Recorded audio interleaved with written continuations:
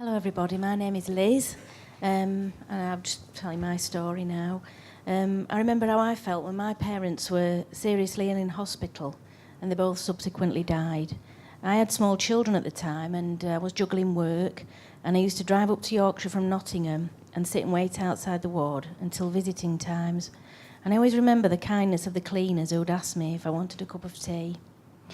It might be worth mentioning that I am actually a staff nurse as well. Fast forward 10 years and I found myself working towards a master's degree. I decided to research visiting times as a change management project for my leadership module. I couldn't find any evidence to support restricted visiting, but I was very interested in the culture of ward teams and how some resisted and others supported change.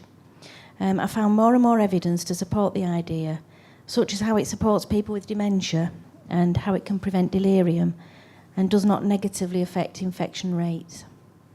I never thought that it would take so long.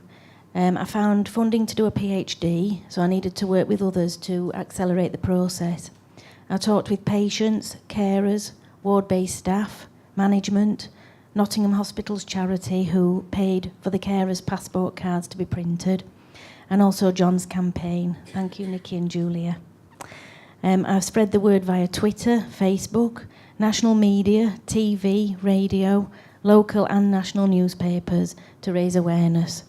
And I published a paper in the Nursing Times on how to manage change, to implement open visiting so that others can follow.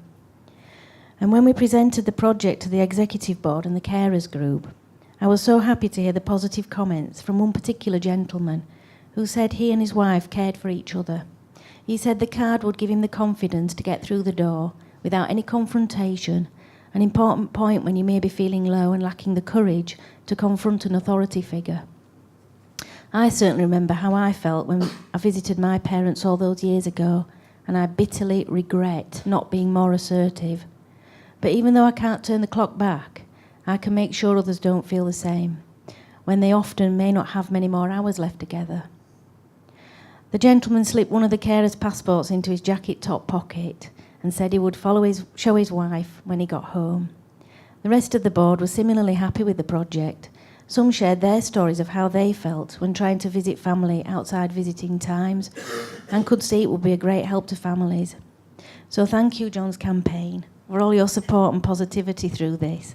I'm very happy that it has reached this stage, and I hope that one day we will all look back in absolute amazement and astonishment that we actually had restricted visiting at all.